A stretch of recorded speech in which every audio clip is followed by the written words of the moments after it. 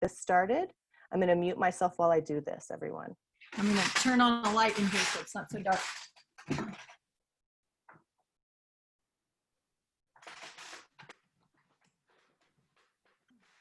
little bit. Good to see you, Pat.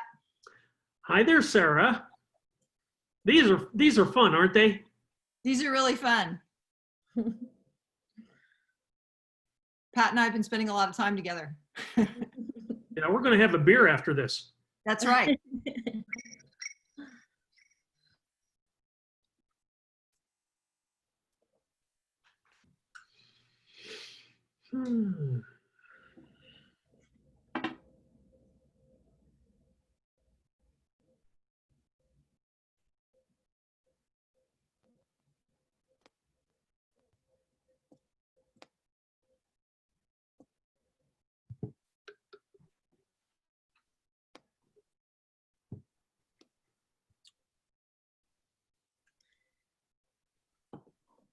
All right, I'm going to unmute myself. So I'm about to hit the go live button. I'm going to go ahead and I'm going to highlight you, Anita, so people will just see you in the beginning. All right, just one moment. Going live.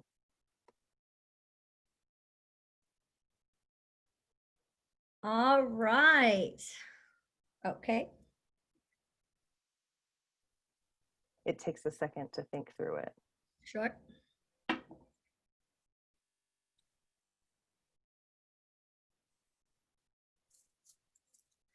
All right. Good evening, everyone. My name is Anita, aka CBD Genie, and you can find me on Instagram at cbd.genie. I will be the MC for this evening's Texas Normal Candidate Forum, the Senate District 14 special election meeting. So if you didn't know, there's a special election taking place on July 14th, and the candidates are running to take over the position that Texas Senator Kirk Watson is vacating. But before we get started, I just wanted to say, I hope everyone is hanging in there during these uncertain times, physically, mentally, and emotionally. Free the people and free the plants. I just want to say all living organisms matter. And I wanted to take this time to say thank you. I always start off with my thank you. So thank you to Texas Normal for continuing to lead the way with cannabis reform. Thank you to the speakers and candidates for your time and all your efforts. And thank you for all of you joining from the comfort of your own home and continuing to stay informed. In fact, we encourage you to drop your comments and Q&A in the box on Zoom and comments on Facebook as well throughout this agenda. This evening, we will have Jax, the Executive Director of Texas Normal, and she will lead us off by welcoming and introducing the candidates Sarah Eckhart and Pat Dixon. Each candidate will then share their position statements, followed by Q&A. After that, Heather Fazio, Director of Texans for Responsible Marijuana Policy, will discuss special runoff elections of interest, also followed by Q&A. So right now, I'm going to go ahead and just talk a little bit and get us going, and so that'll allow more people to join in. Real quick, again, my name is Anita, aka CBD Genie, and in a nutshell, a little bit about myself: 8.5 years active duty Air Force. So I wanted to give a shout out to all the active duty and veterans out there. I have a Bachelor of Science in Cell and Molecular Biology with a minor in Chemistry and Espanol from Texas Tech, so go Raiders. From 2007 to 2019, I've worked with bacterial genetic research as an undergrad, phlebotomist at the VA outpatient clinic while in school, and then for over 7 years diagnosing infectious diseases in the microbiology department in the clinical labs. So I want to say thank you to all the healthcare workers out there, especially during this pandemic. I'm also a patient with cannabis testimony, having ulcerative colitis. And today I stand proud to stand up for Mother Earth and as a cannabis science communicator. So what's awesome about advocacy is when you have a little help, and it really goes a long way. So I wanted to share a couple of great experiences that I've had. I had never been a part of the Texas legislative session before. And in fact, if you aren't familiar with the Capitol, it's very easy to get turned around in there. But thanks to organizations like Texas Normal, Texans for Responsible Marijuana Policy, and Texas Veterans for Medical Marijuana, I felt comfortable. So comfortable, in fact, that I ended up speaking at the Capitol at the Texas Veterans Lobby Day. But I also wanted to shout out to Texas Normal's advocacy workshops and the Texas Patient Lobby Days, because with all this guidance, with the political experts helping me through, I felt confident in reaching out to my representatives, and I understood how to formulate the message that I needed to get across. So all the workshops, the lobby days, and continuously meeting with the fellow activists then gave me the ultimate confidence then to testify for Representative Lucio's House Bill 1365 relating to authorizing the possession, use, cultivation, processing, distribution, transportation, and delivery of medical cannabis for medical use. Now, although this bill did not pass, I am 100% proud that I stood up for what I believe in and still believe in today, and that I had the support from these organizations to help educate others and the policy makers. So, with scientists and policymakers, they've always had their separate magisteriums, right? Separate domains. And it's unethical, unfortunately, for policymakers to make statements like there are no studies or backing that cannabis is beneficial. And today I just wanted to share 3 fun facts that I like to talk about every once in a while when I'm having fun with my friends talking cannabis. One of them is the global scientific evidence. If you were to look up Dr. Dedi Miri, that's DEDIMEIRI, and learn about his laboratory of cancer biology and cannabinoid research out of Israel. I had the pleasure of meeting with him in Oregon at the Cannabis Science Conference a couple of years back, and his work changed my entire perspective.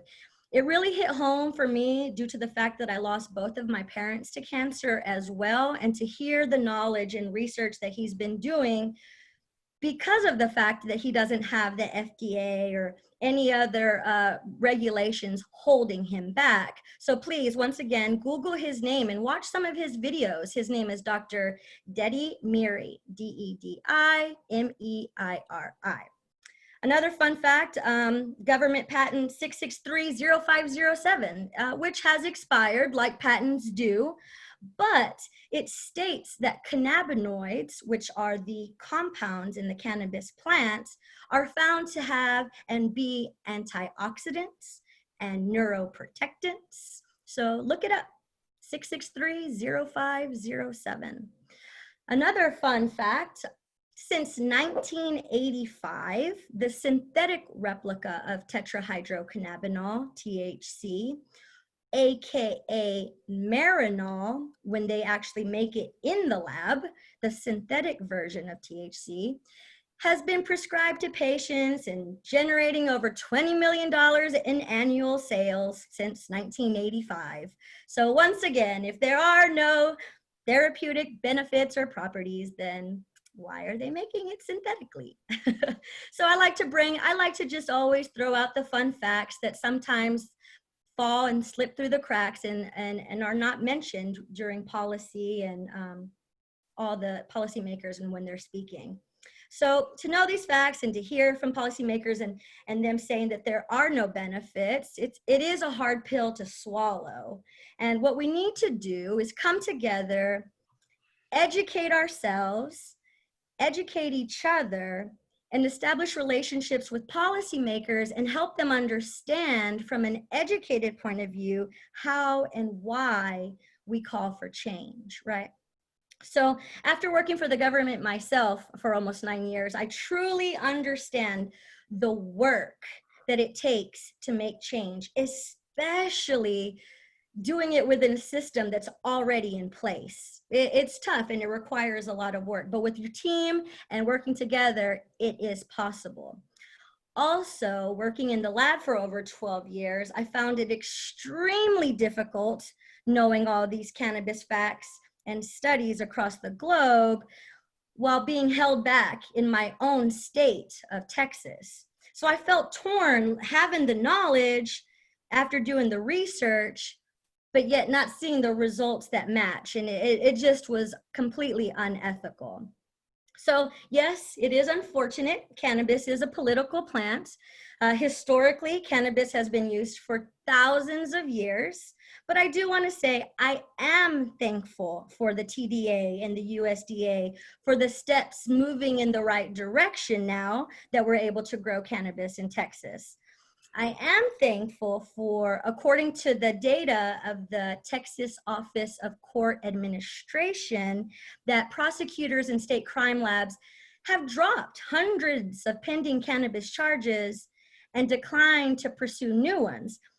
But in Texas, that kind of depends on where you are in the state because it varies county by county around these parts. So, however, the one thing that I had to say I was thankful first, but I do want to say when they tried to control and regulate nature's compounds at a 0.3% TH chemical profile, this is unreasonable. And I just want to share my opinion on why, because understanding that when a plant undergoes stress, she too can have a change in her biochemistry leading to higher chemical profiles, right? So I like to always, as a cannabis science communicator, I love to parallel cannabis to the human body. So with that same scenario, with the plant being stressed and the rise in her compounds, think about during this time, especially with us, triggers of anxiety and stress can literally, from life and the way that everything has altered this year alone, when our biochemistry is altered, now we have to monitor our health concerns because it will change. So all living organisms are altered by stress and their environments. Cannabis and you and I the same. Not only is cannabis beneficial for ourselves and Mother Earth to maintain balance, but it's economic growth, especially during these times. Every single job that currently exists can be used and worked in the cannabis industry. From the cannabis plant itself, from seed, flower, stalk, right? Those are different spaces all in and of itself. And then we go to the lab, ancillary, education, logistics, and so many more, considering there are over 20,000 plus modern uses of the plant. So we sure could use that right about now, right? So in my personal opinion, I view Mother Earth as a living organism and not a machine. I will say this. It's because of the speakers that you'll hear today, Jax Finkel, Heather Fazio, that I was able to build the courage and comfort to stand up for nature in Texas, because I joined the mission to change the laws so the responsible use of cannabis is no longer subject to penalty. So what's the point of knowing something if you aren't going to do anything about it, right? So let's get started with this evening. I want to go ahead and introduce our first speaker, Jax Finkel. She is the executive director for Texas NORML, in the Austin chapter of the National Organization for the Reform of Marijuana Laws, having also served as volunteer coordinator, political legislative director, and deputy director. She has been involved in cannabis law reform since 2005 and has been an official board member since 2006. In her tenure, Jax has given hundreds of interviews and participated in many panel discussions and speaking engagements. She innovated the first ever cannabis-centric voter's guide in 2012 and continues to prepare the Texas Normal Voter's Guide for each election season. She helped spearhead the first Texas chapter training. She believes in freely sharing information and facilitating organizational growth. She created the curriculum and helped organize and execute several dozen regional advocacy trainings between 2015 to present. And she works closely with Texans for Responsible Marijuana Policy and the coalition partners, along with many other cannabis groups. Jax is often at the Capitol, pushing for cannabis law reform and building relationships with our legislators. Cannabis law reform is her passion. Please welcome Jax Finkel. Thank you, Anita. I really appreciate the introduction.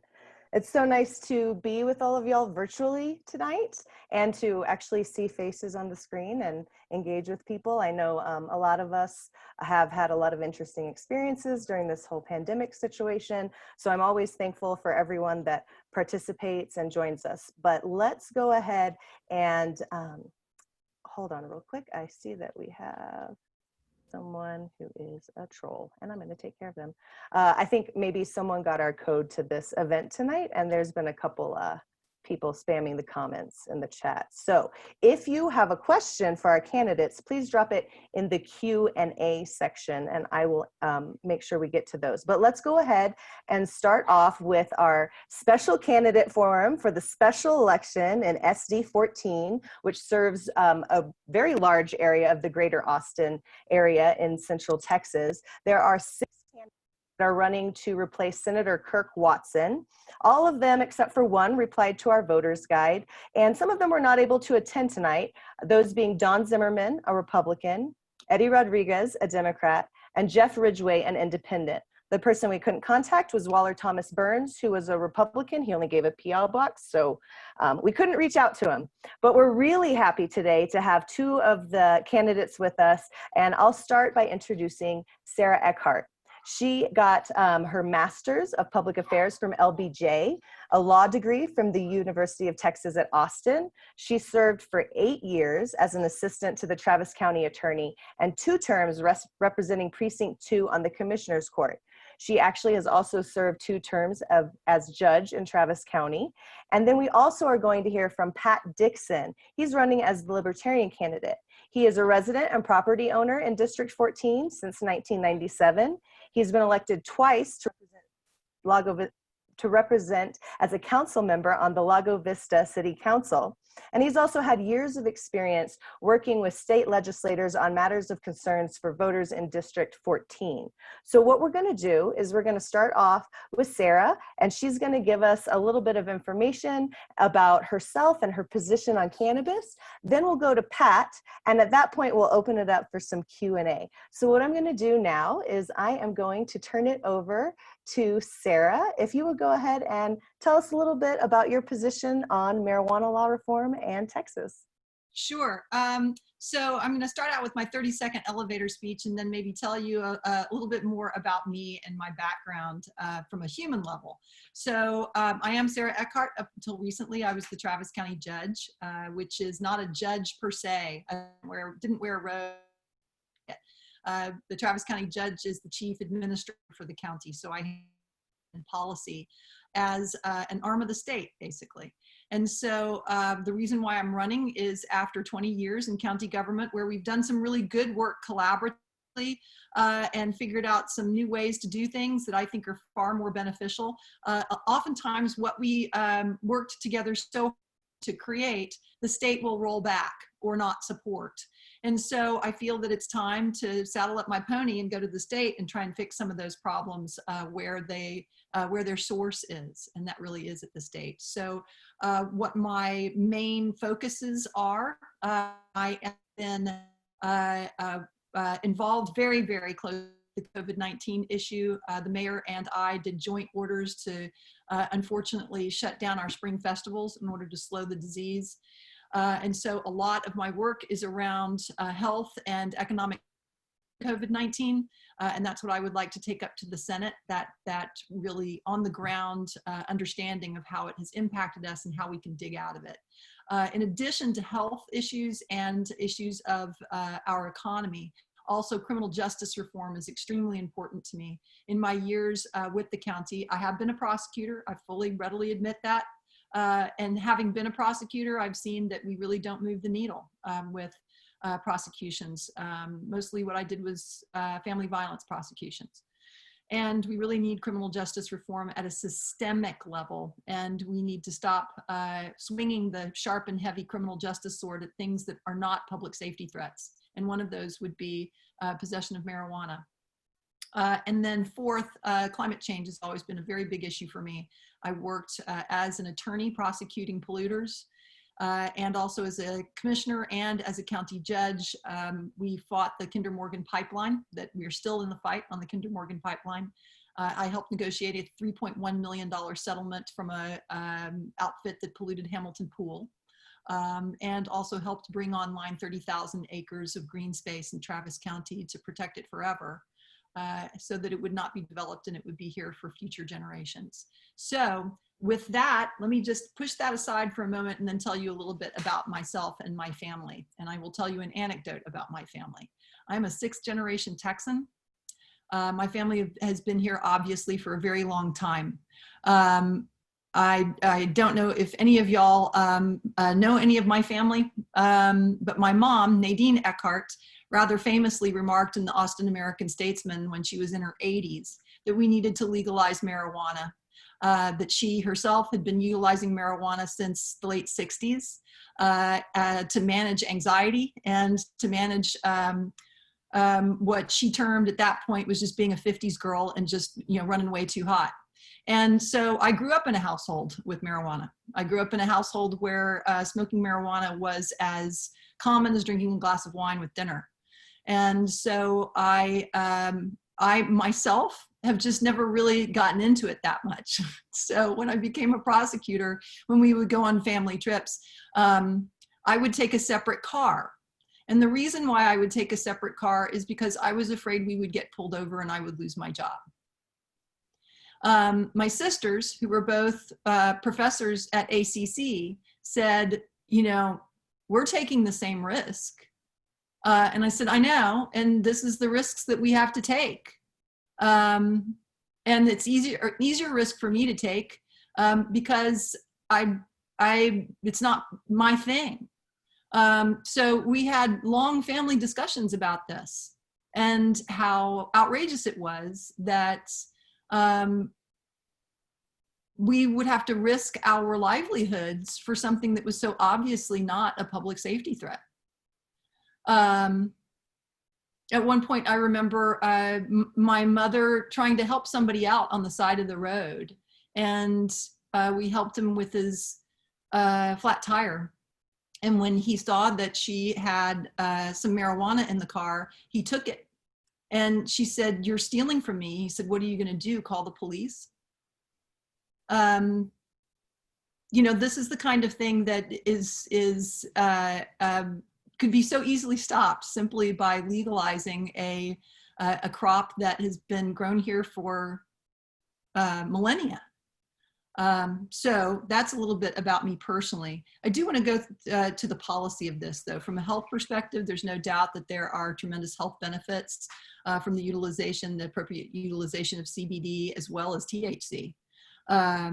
My best girlfriend in Kentucky has a CBD farm up there. And I completely agree with Anita. The stressing on the female plant can certainly increase your THC content and completely blow your crop for an entire season, and that just sucks. And so we need to recognize that. I don't know if you all know Wendy Foster. She was the lobbyist that helped pass the hemp bill last session. Wendy's a good friend, and we've talked through this many a time on how we could take that legislation further. In terms of the unintended blowback on making it virtually impossible to bring a possession of marijuana case after that. That was a delightful unintended consequence. Travis County, nothing much changed in Travis County because mostly we haven't prosecuted a possession of marijuana case in a very, very long time. Mostly those cases get pled down to a paraphernalia case, and people,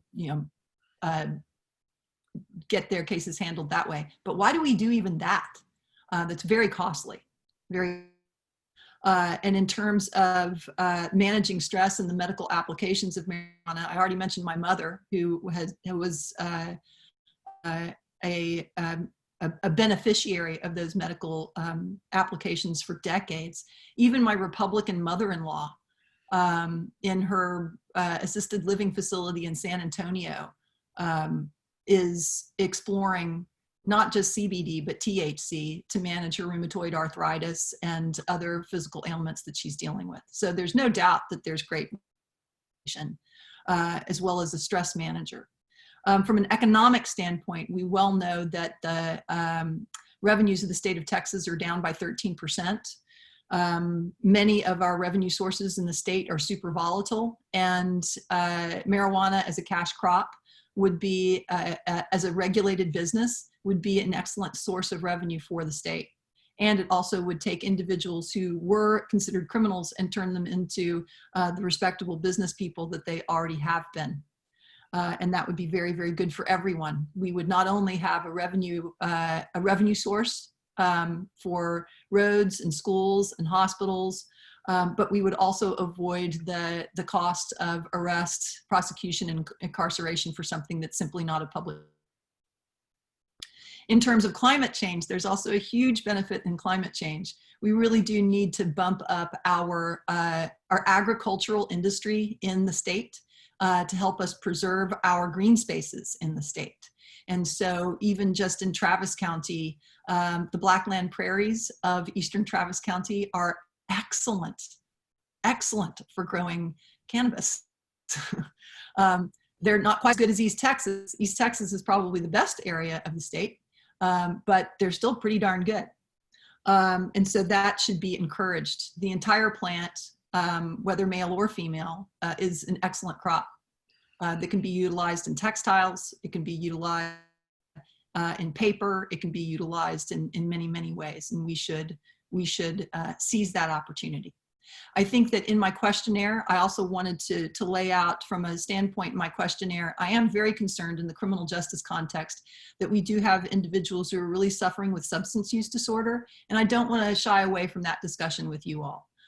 Because coming from a family where marijuana was very, very common in my household, I'm also very intimately aware of when an otherwise very useful compound becomes a problem in somebody's life.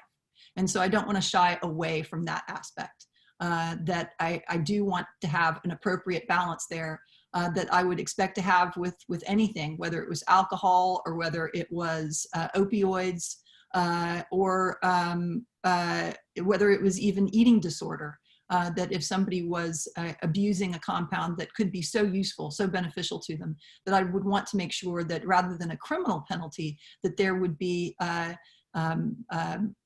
health sources available to somebody to manage their trauma in some other way besides, but I have known people who would stay stoned all day in order to avoid whatever was causing them trauma. And I would rather deal with that from a health perspective. So with that, I would love to take questions. Awesome. Well, let's go ahead and let Pat make his little statements, and then we will cut over to the questions, if that's okay, Sarah. So what I'm going to do now is I'm going to pivot to Pat and ask him to start his statement, and also encourage people who are on Facebook, if you have any questions for the candidates or anything that they're talking about, please drop those in the comments. And if you're in Zoom, make sure you put them in the Q&A box so that we can answer them there. So before we get to the Q&A, let's jump over to Mr. Pat Dixon. If you would go ahead, Pat. Well, hello. And first, I just want to say I really enjoy these virtual meetings with Sarah. We've had a number of them. It's always fun when I get a chance to share the stage with Sarah Eckhart. So I appreciate that very much. A lot of you know me. I know a lot of you. We've been together at normal meetings. We've been together at lobbying days, testifying at the legislature. So I know there's a lot of familiarity, but I'm just going to pretend you don't know who I am. So I'll start with that as a premise, even though a lot of you know who I am. First thing I want to mention is my website, which is logic14.org. And I want to explain why that's my website. 14 is because I'm running for District 14. Logic, because that's one word for common sense, which is two words, and that's really my platform. So if you go to my website, you're not going to see a detailed and flexible platform. You're not going to see a list of priorities and detailed plans. What you're going to see is my experience on city council, listening to people, deliberating, and using common sense to make good decisions. So I encourage you, we're probably not going to cover everything right now, but if you go to my website, this issue and many others are addressed there, and feel free to contact me. Now, so in terms of my position and the war on drugs, now that's pretty blunt, maybe pretty radical, but I'm a libertarian. I'm sure that doesn't surprise you. If I'm in the Texas Senate, I might take the radical position that I question the constitutionality of the federal government when there was a time when the most dangerous drug to humankind was made illegal and it had to require a constitutional amendment. And it passed, unfortunately, and the result was criminal gangs. It didn't work. Fortunately, they repealed that. Where's the constitutional amendment for the war on drugs? So I'd be willing to take that radical position and go for it. But I also know some of you may say, oh, let's not be that radical. Let's just make progress. Normal has made tremendous progress, and let's make sure we're moving the ball. So when I see your policy guidelines here, I'm going to support all of it. And we'll work together to do what we think we can accomplish. So whether you want to take the radical approach and really solve the problem or continue to make progress, I'm with you. But so I want you to have that assurance. And I think when you see my record on city council, you see that that's the way I do things. I look for opportunities where there's common ground and we can advance things.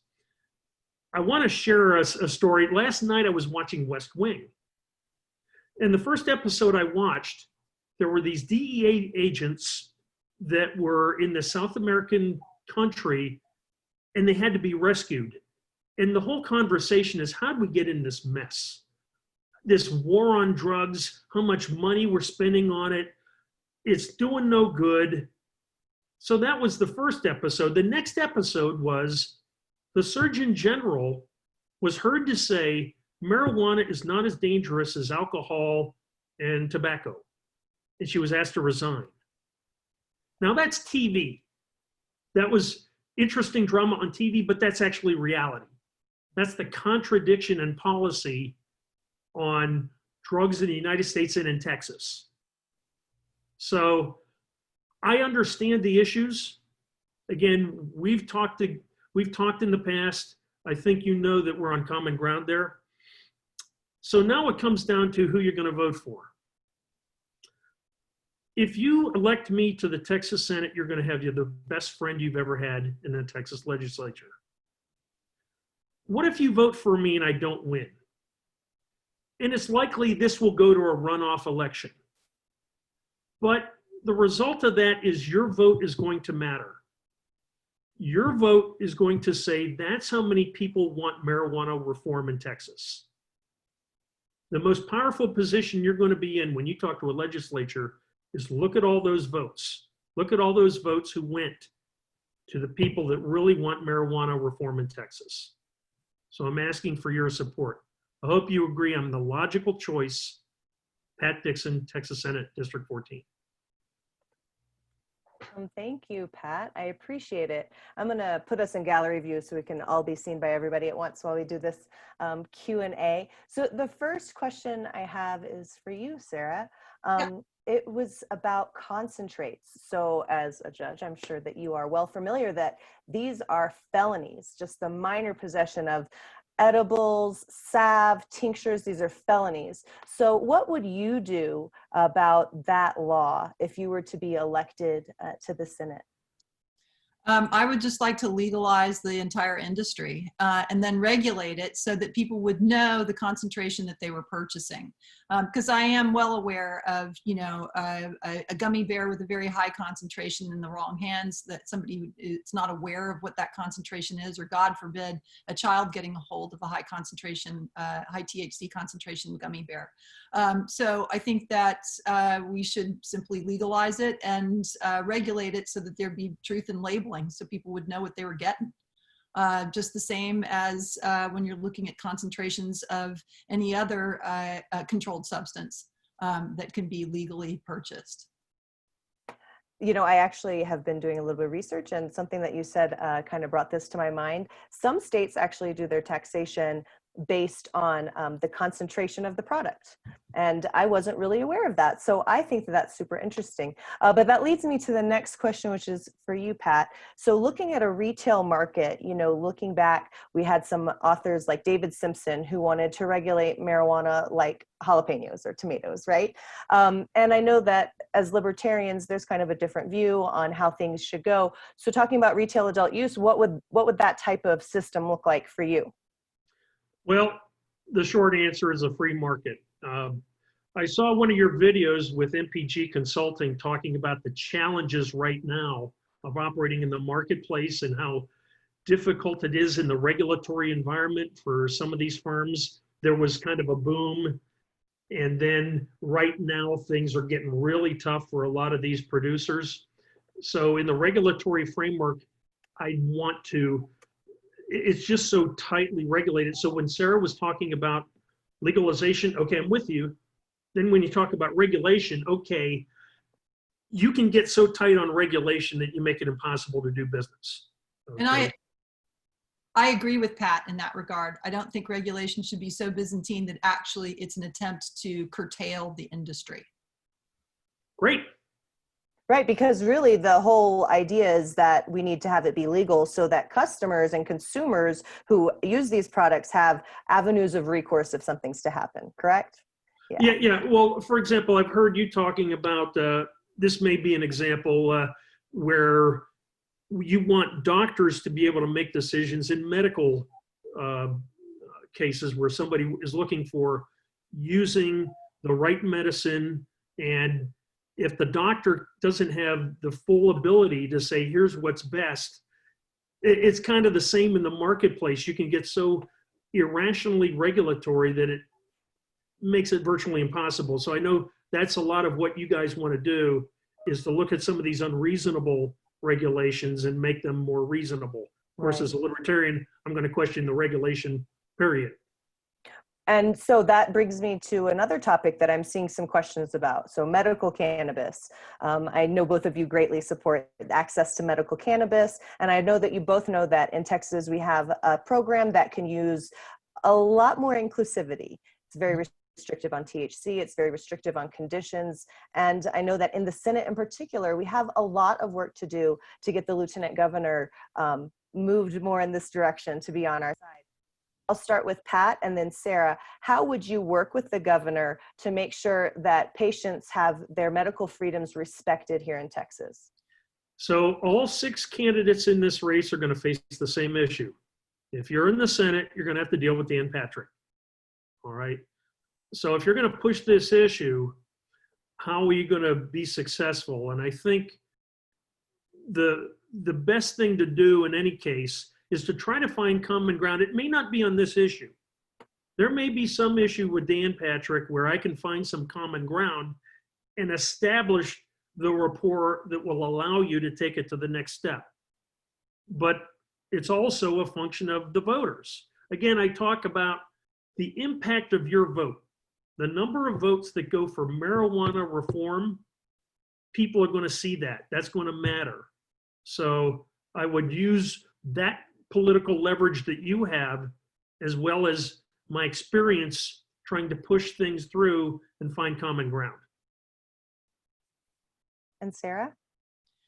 The way I would approach this with regard to expanding access is I would approach this from the fact that the baby boomers are a tremendous voting bloc.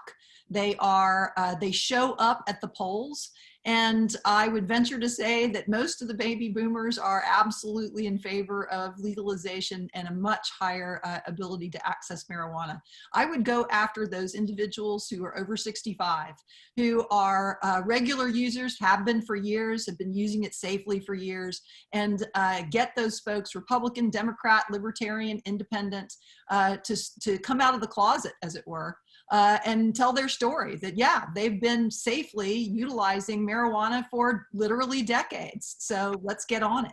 And I think that when you see people who look like you, as I said, my Republican mother-in-law in a assisted living facility in San Antonio, who's trying to decide whether she prefers tincture or gummy bear, I think that's how we get there.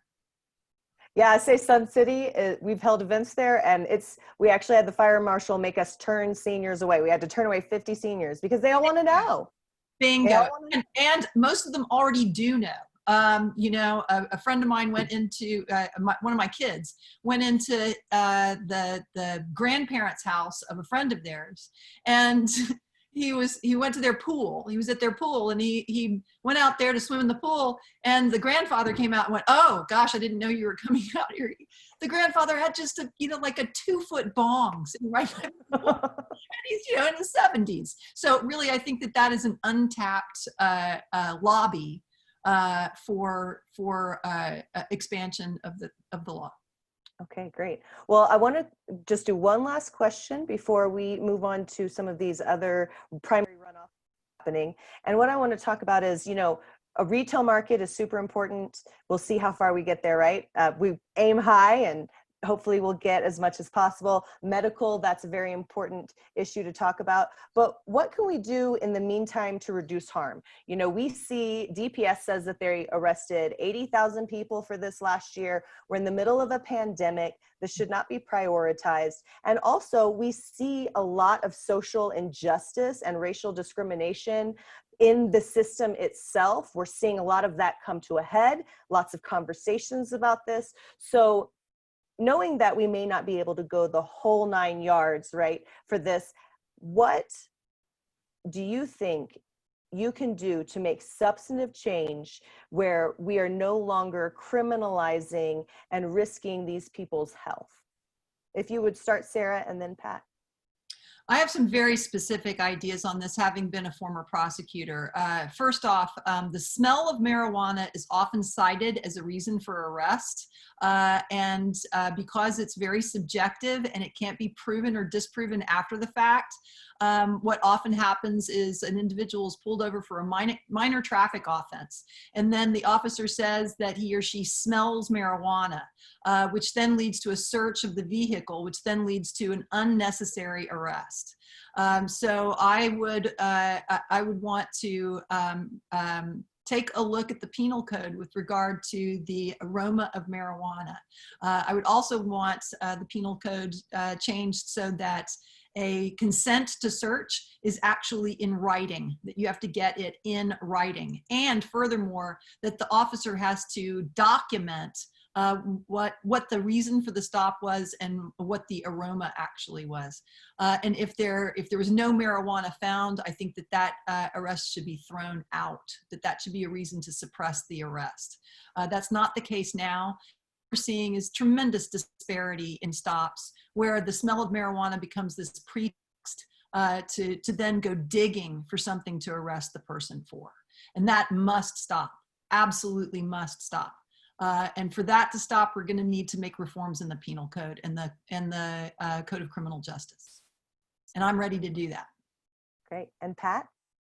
Well, I think Sarah stole some of my thunder there because I do the same thing. What I'll do to expand on that, if you look at the Sandra Bland case and how Malcolm Gladwell describes it, that the culture in many police departments, and of course, depends on who the district attorney is and how vociferously they're going after things. There is this culture that if you pull over 100 cars for nonsense reasons because you find one that has a baggie in it that justifies the aggressive approach. And that has to end. So I think we are ruining the consequences of some of those bad incentives. Yeah, I don't think the war on drugs is the complete problem when you see these overly aggressive stops. There's other things happening too.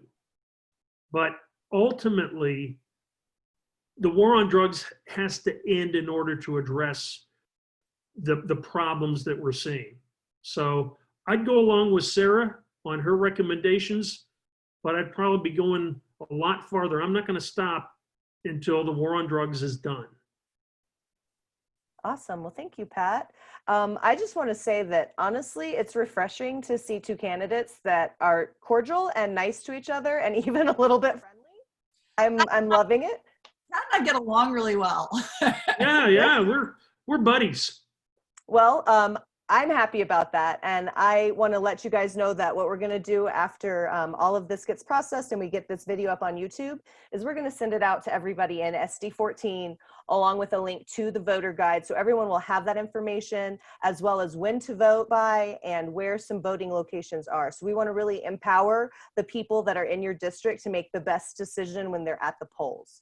So I really want to thank you so much for your time and really being thoughtful and very clearly knowledgeable about the subject. Both of you clearly touched on details that show that you have education, interest, and a little bit of expertise on this issue. And so I just want to say thank you. Thank you.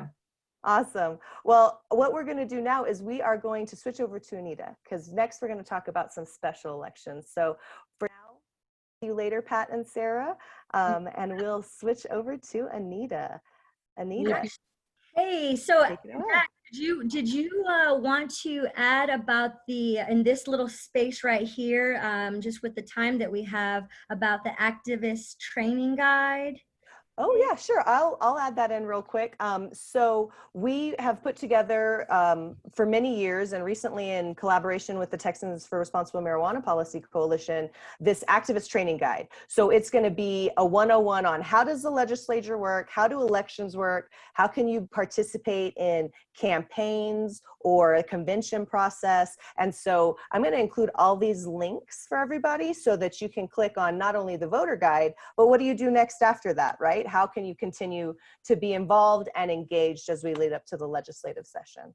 Awesome. Perfect. That and elections and early voting registration. So that'll all be included, correct? Correct.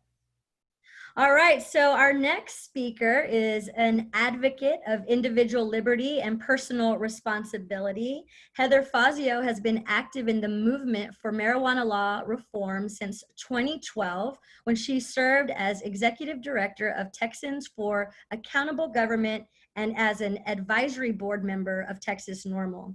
Since then, Heather utilized her passion for grassroots activism to positively affect public policy by building an advocacy-focused coalition, Texans for Responsible Marijuana Policy, working with Texas NORML, and other allied organizations. Heather has hosted dozens of advocacy training events, organized educational exhibits and lobby days at the Capitol, analyzed legislation to ensure effectiveness, and engaged the media statewide to ensure positive statewide coverage for marijuana policy. Please welcome Heather Fazio. Great. Hello, everyone. Thank you so much for the opportunity. The Texas NORML. Hello, Jax and Anita, for your service on the board and your service in the movement, your continued service to our country, shifting into a different direction. It's really wonderful to see the movement of veterans. And I do want to echo what the other two have said about the candidates joining today. Thank you so much for your interest in this issue and really understanding it, as Jax said. This is so important on many different levels, and there is a lot to learn. I know that, when I started working on this issue, I thought I knew everything I needed to know about cannabis in order to do it well. But as I quickly learned, not only is the plant incredibly complex and there's so much to learn, but policies are different around the country, at the state level, at the local level. They're different whether it's cannabis with a certain level of THC versus another level of THC. It gets very nuanced very quickly. So there's a lot to know. And these kinds of events really help people to round out the information that they have and help them to seek out new information. I'm very grateful to be here. So we're going to talk a little bit about the runoff election. So we have in Senate District 14, as we've been discussing, there's a special election. And that's because Kirk Watson, the senator that served in that district for many years, has stepped down into another position, and it now opens up a vacancy. And so there are several candidates seeking that election. Alongside the special election in this specific district that they were talking about earlier today, there are over 30 runoff elections happening throughout the state. So what is a runoff election? Back in March, there was a primary. The primaries are where the Democrats and Republicans determine which candidates they want to place on the ballot in November. In November, they'll be going up against the Democratic candidates, the Libertarian candidates, any independent candidates that are running, and if there happen to be any Green Party candidates. Those other parties operate in a convention process, which is a whole nother can of worms to get into on a different day. But the political parties, the Democrats and Republicans, had a primary in March. Most of those races resulted in a clear winner. There were about 33 races, though, where there wasn't a clear winner. No particular candidate received 50% or more of the vote, which means the top two candidates go off into a runoff election. And that's what we're seeing right now. Early voting kicked off on the 29th of June, and election day is July 14th. And so I want to talk a little bit about a few of the races that are happening now. And then if it's okay with the host, I'd like to share my screen and go to the Texas Normal page where there's a voter guide available for the candidates and where they stand, so you can see how all of that works. There's three races I want to highlight. And we don't endorse, and none of this is to say that one candidate is better than the other, but there are three incumbents that were very clear about where they stood on marijuana law reform during the legislative session, and they are in runoff elections now. So you may be a voter in those districts. You may be someone who wants to contribute in another way, whether you live there or not. So there are three that I want to highlight. Two were very supportive, and now they're facing primary challengers in a runoff. We had Dr. J.D. Sheffield, who is a representative in the Texas House, who was not only supportive of the issue, but went so far as becoming a joint author on the medical cannabis bill. As a physician, it says a lot about the validity of this issue and how seriously people are taking it. And so Dr. Sheffield is in a runoff, and I'm not sure about exactly where his opponent stands on this issue. The opponent did not respond to the survey, but I encourage you, if you're in that district, to look into it and perhaps get involved, because you may want to participate in retaining that person in the House who was so supportive during the legislative session. We also in Houston have Representative Harold Dutton. He was one of the first legislators many years ago to step out as a leader on marijuana law reform, introducing bills that would decriminalize or at least reduce the penalty for low-level marijuana possession. He continues to be a champion of this. In fact, he has joined Representative Moody in supporting the civil penalty approach and reducing penalties. He's been quite a team player in wanting to see this advance for all of the good reasons that all of us want to see these policies changed. So Representative Dutton is in Houston. He is in a runoff election, and I'm going to show you in just a moment how you can find out more information about that. One other that I want to mention, somebody who wasn't supportive, Representative Dan Flynn up in Northeast Texas, was staunchly opposed to any kind of reform. And he is in a runoff election right now with an opponent that we're not sure where they stand, but you as the voters that live in that district can reach out to them. We're providing their emails in this voter guide I'm about to go into. You can reach out, find out where they stand, and consider getting involved and at least voting for sure. July 14th is election day. So right now I'm gonna go ahead and share my screen, and I want to Okay, here we go. Here we go. Okay, so we are on the Texas Normal website where they have a voter guide page dedicated to whatever elections are coming up. It seems like there's always people running for elections. There's always a politician seeking your vote. And so there's always evolving information on this webpage for you to find out more about what's going on in your area. So this is where you can find the general information. It's texasnormal.org/votersguide. And you will be able to, let me move this. So what you'll want to do is identify who represents you and what your districts are. So this is important because it gets complicated pretty quickly. We have a federal representative and a state representative. We have 2 federal senators and a state senator. So it's easy to get confused. And so please feel free to reference this webpage at any opportunity you need to find out who your congressman or woman is, your state representative. I'm not sure if you can see my mouse. Can one of the hosts tell me if you can see my mouse moving? Wonderful. Okay, so here you have the Texas House District 49. So you know that this is the Texas House of Representatives. And just so you know, I use the Capitol address as a generic address, but what you'll do is have entered your own address, and it'll say who represents you and what district you're in. So with this example, we have House District 49. So you'll want to note that you're in Texas House District 49. You'll want to note that you're in U.S. Congressional District 25. And here we have Senate District 14 listed. And then, of course, we have federal senators that represent the entire state. So once you've noted your district numbers, what you can do is on this page down here, we review the Republican and Democratic candidate responses. I've already pulled that up here with the voter guide that we created for the runoff. So this has information about election dates, general information about here. You'll see how to look up your districts, the link there. You'll find the questions we asked the candidates. We asked 4 questions to federal and state candidates. They are different questions because they handle different types of policy. So you can see the exact questions we asked them here. And then as you scroll down, you'll see the table of contents. We have it broken down by Democratic and Republican Party. So I want to take a moment to note that once you vote in a political party in the primary or in their convention process, you affiliate with that party. You can only affiliate with one political party per election cycle. Now, keep in mind, in November, you can vote for whoever you want. You can mix and match, or you can vote all the way down the line on the party that you like if that's what you want to do. But in the primary process and the nomination process, you do have to kind of pick your lane and stay in it throughout that process. There are criminal penalties. Do not vote in the Democratic runoff election if you voted in the Republican primary in March. So make sure that you know where you voted and then follow up with the runoffs in your district. So just to scroll down and just touch on what we see here. So we have House District 26 here, and we have 2 candidates that are in the runoff. We have the survey questions that we asked them and the responses. So we have 1 candidate who responded favorably to everything but the states' rights question, and 1 candidate that didn't. And then I do want to also, I'm going to see if we can find an incumbent who responded, because here we go. So Harold Dutton responded to our survey. He's an incumbent in the runoff.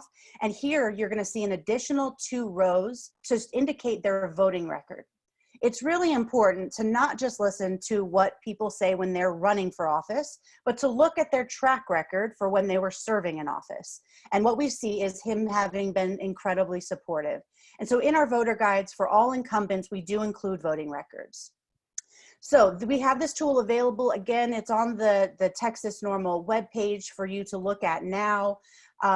For the runoff, there will be another version created for the general election where we'll see Democrats, Republicans, Libertarians, any independent or Green Party candidates that have filed to run in the November election. I do want to note that while the Texas Democratic Party has already had their state convention, they held it virtually earlier this month. The Libertarian Party and the Republican parties both have their conventions scheduled to happen.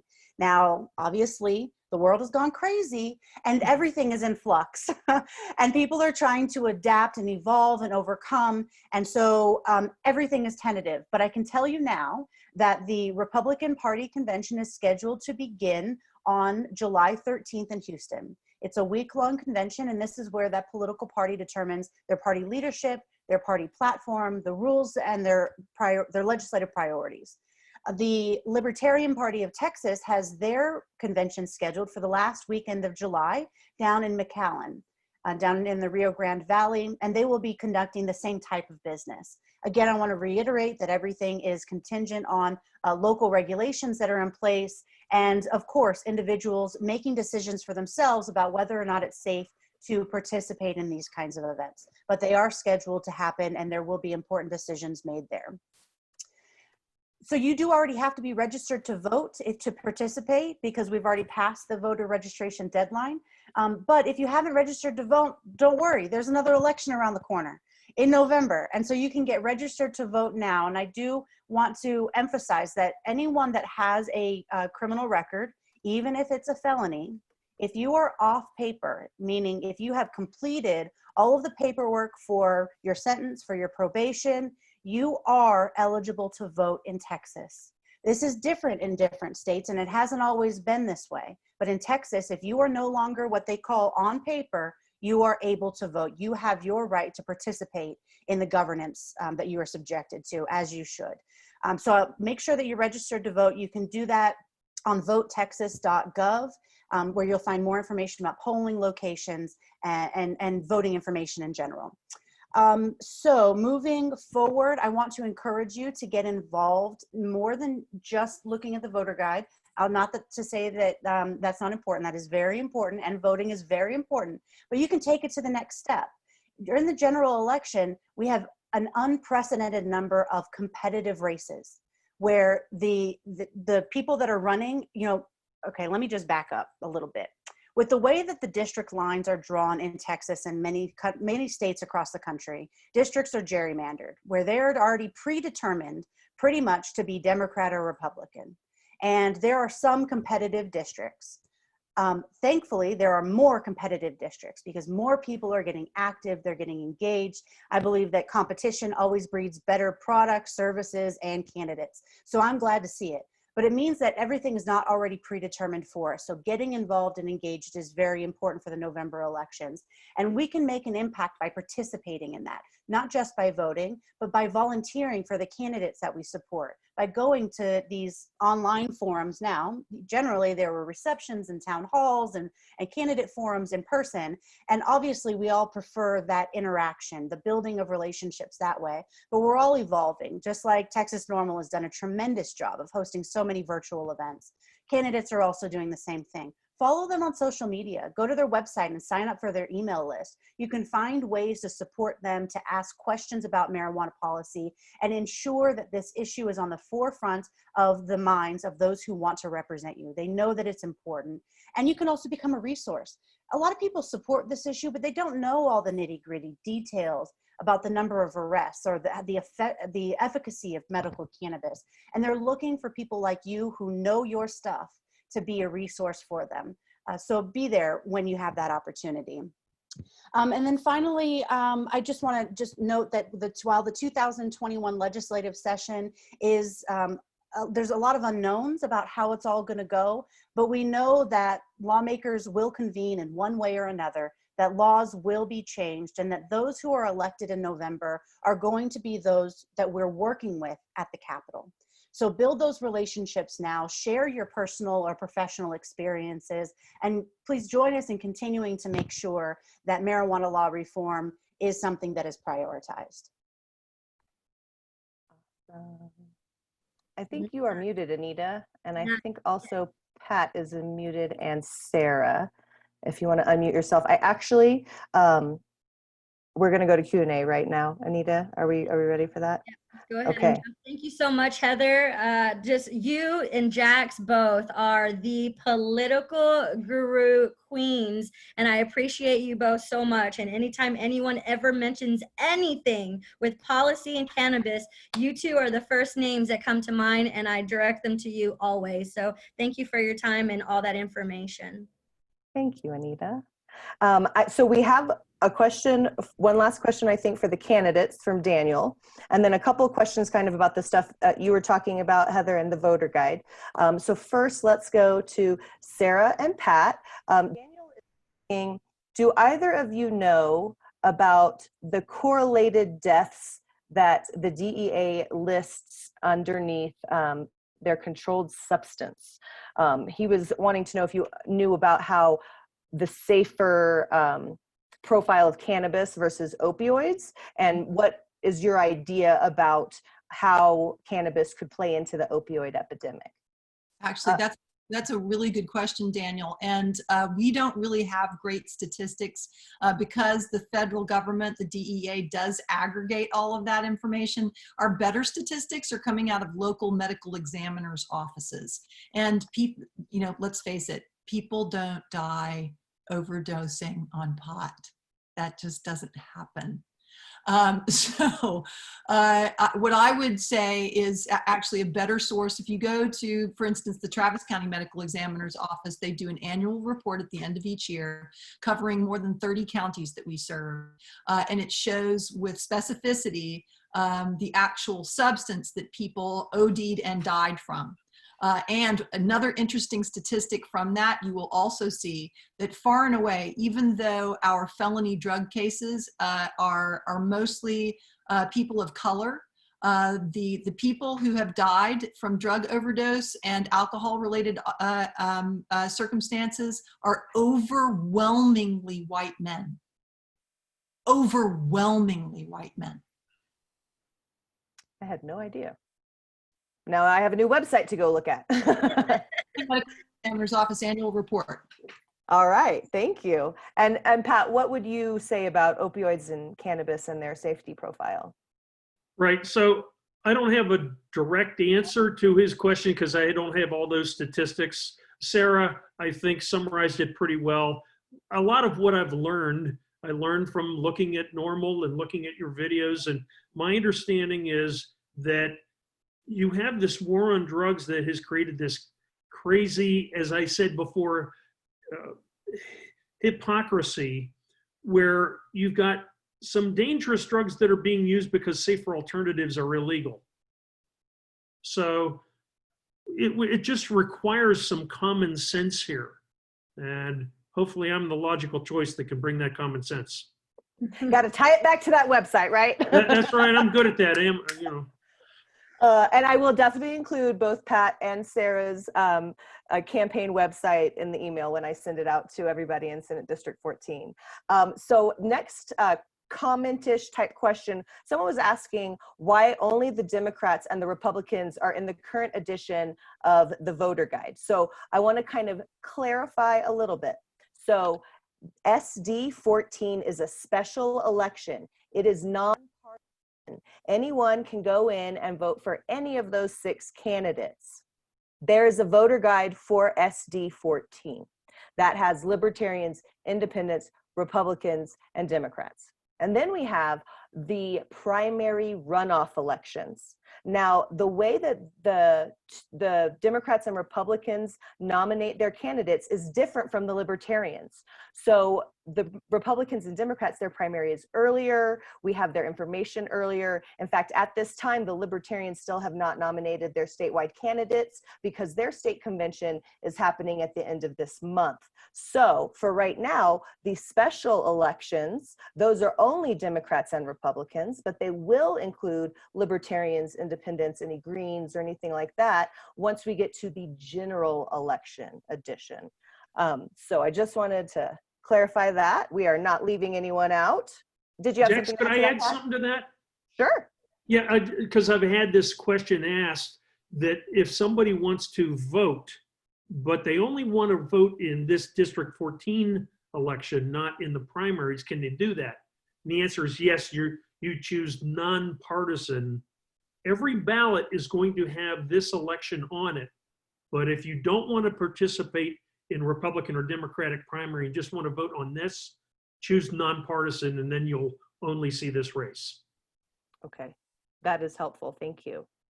And then I have a question that maybe Heather and Anita could help with. So we have someone from Dallas and they want to support legalization. They're a cannabis security consultant, an advocate, and they want to kind of get involved on having an impact on this legislation. So what would you ladies recommend to this participant? Go ahead, Anita. I was actually going to say, go ahead, Heather. Oh, I'm happy to. Yeah, I'm happy to.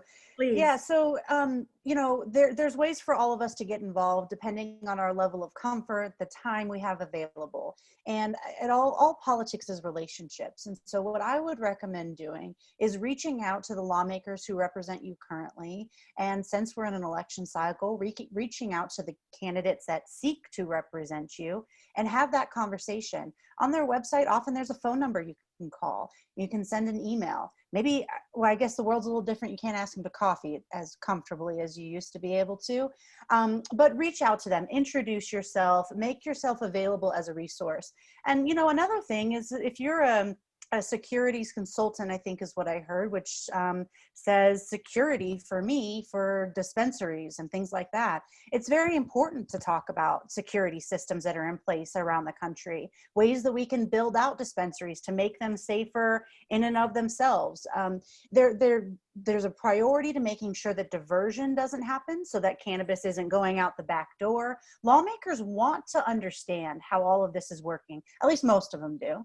And you can offer that insight and how it's working in other states and maybe what Texas can do differently. I think Texas is doing a good job on those regulations. They don't seem too overly burdensome. I think it maybe is on par with maybe being a little over the top. I mean, we are talking about cannabis that's never killed a single human being in human history. As Sarah mentioned, we're not talking about plutonium. It doesn't need to be on lockdown in that way. But we do understand that diversion is something that regulators and lawmakers want to avoid. And we want to make sure that this industry is legitimized and making sure that, that good actors are being highlighted in best practices. So I would familiarize yourself with the Texas Compassionate Use Program. The regulations pertaining to safety are clearly delineated, not only in the statute, but also in the regulations. And maybe you have some input on how we can do better or things that are unnecessary. And again, it all comes down to relationships. So reach out to your lawmakers, introduce yourself, offer yourself as a resource, and make sure that you're on the email list for our organization so that as we move forward toward the legislative session, you're able to take action when there are opportunities to do so. Right, thank you. And then also I'd like to add that this person stated that they did security for the Department of Defense already. So don't sell yourself short with the knowledge that you already have. Bring it to the table because you are an expert in your field. So you don't sell yourself short. That's all I have to say, because this is all new. All the skill sets that there are in this world can be brought to this industry. Yeah, and you know, so our next question actually is about security again. Haley was saying that, you know, she worked with the security in Schulenburg and Manchaca, and it was pretty great. You know, how do we move forward so that we can have some standards of practices or best practices and some standards in place on that type of security? I mean, I'm just going to take the opportunity, since I'm already talking, to keep talking. But I would say, you know, if you were happy with how Schulenburg and Manchaca did their security, then I wouldn't be surprised if they used some of those regulations and brought it over to, you know, any retail market or any expansion of that.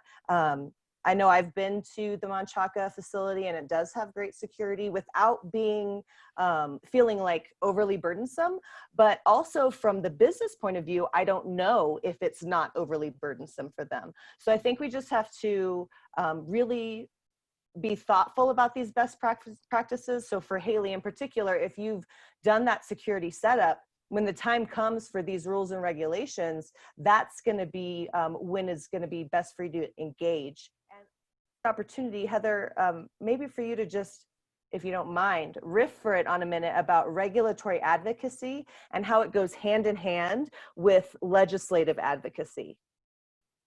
Sure. Well, when the way that things work in general in Texas is that the law that passes when we're all working at the Capitol and lawmakers are introducing bills and finally something passes and is instituted, that's kind of the infrastructure or the skeleton of the program. And then with the Compassionate Use Program, we'll stick with that as an example. The hemp program is similar, but regulated differently. But then, so you have the infrastructure of it, and then there are lots of details that have to be worked out. And that's why we delegate to regulators. So we have different agencies that are tasked with regulating these programs, ensuring everything is on the up and up, issuing licenses, doing inspections, et cetera. And those agencies develop those rules and regulations in a formal process. And they have to take public comment, they have to have hearings, and they have to respond to the feedback that they're given. Now, we're kind of wrapping up the regulatory phase at this time, but there are always opportunities to continue evolving, building relationships with lawmakers. So if you, even though they're not in a rulemaking process right now with the Department of Public Safety, for example. So DPS regulates the compassionate use program, whether we like it or not, or whether they like it or not, frankly. I've heard from them that they don't really think that it was the best choice as far as regulatory agencies. Probably should have been a health-related agency for medical cannabis. But this is where we are now, and they have done a pretty good job of rolling that out. And while they're not actively amending the rules that have been put in place, there will be future periods where they open it up and they amend the rules. And we have an opportunity to adjust anything that needs adjusting. So if you, just going back to security, if there are rules that should be amended to make things better, right now is the opportunity to reach out to DPS, let them know who you are, what your background is, and let them know what input you have. And that way they have that information for when that opportunity does exist. Of course, you're going to want to make sure you stay on them and follow up when that opportunity happens, and rally anybody else. Bring in experts that you know from other states or here in the state that you want to have offering their voice as well. And it really is so important. We see so many bad policies institute in government in general, but through the regulatory process, because so few people are paying attention. And when we have this industry that's really being rolled out right now, we want to make sure that we set the bar high for doing things right. And so participating in those processes, actively engaging in rulemaking, and holding not only government officials, but also the industry, ourselves, accountable is really important. Absolutely. That whenever businesses and organizations come out and they kind of proactively institute their own best practices, it kind of prevents some of that overly burdensome regulatory issue that we see. So I'm very hopeful that we'll see people taking ownership, kind of like how Sarah talked about. We can talk about all of the wonderful things about cannabis, but part of that conversation has to be that it's not wonderful for everyone. There is a small amount of people that do have an issue with it. And we have to have a real conversation about that if we plan on bringing more people to our team and talking about that. So I thought that was a great correlation, Sarah, on that. Those are all of our questions, but if I can just take the opportunity before I turn it over to you, Anita, I would like to point out to everyone that due to the pandemic, many of these interim charges have been postponed. And what an interim charge is during the time between when session ends and begins, which is known as the interim, they put out charges to different committees where they have them research or oversee how projects or programs are going. And there were supposed to be interim charges for the hemp program and also for the Texas Compassionate Use Program.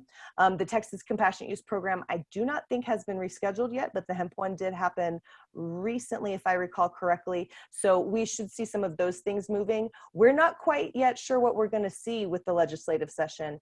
When we had Donna Howard participate with the Texas Cannabis Caucus with the Democratic Party, she talked about that they are very heavily talking about what are they going to do? How are they going to have the public, come and participate? So please know that this is already being talked about. We're not really sure what's going to happen, but as soon as we know, we will let everyone know so that we can all actively participate, not only when we vote in the ballot box, but whenever legislation crafted, making sure that we have a seat at the table to impact that.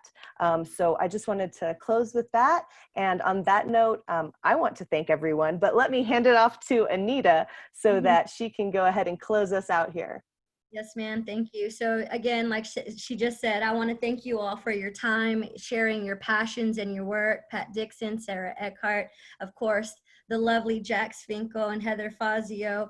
Definitely follow Texas Normal and Texas for Responsible Marijuana Policy just to stay informed and up to date, because these ladies are on it, and they're be a part of their email listing if you're not already, because you will be informed when it's happening, as it's happening. So I highly recommend that.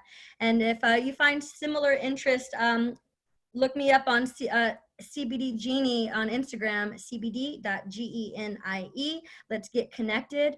But take a stand, take a vote, get involved. It's easy to be a supporter in the closet and kind of whisper your support, but nothing's going to happen unless we all stand together to make change. And I also wanted to include that I will be emceeing next month's Texas Normal Open meeting, and I'm looking forward to have some cannabis science conversations. So stay tuned for that. And just stand up for what you believe in. Now is the time more than ever. Have a wonderful evening, everyone, and thank you and good night. Bye, everybody. Good night. Be safe.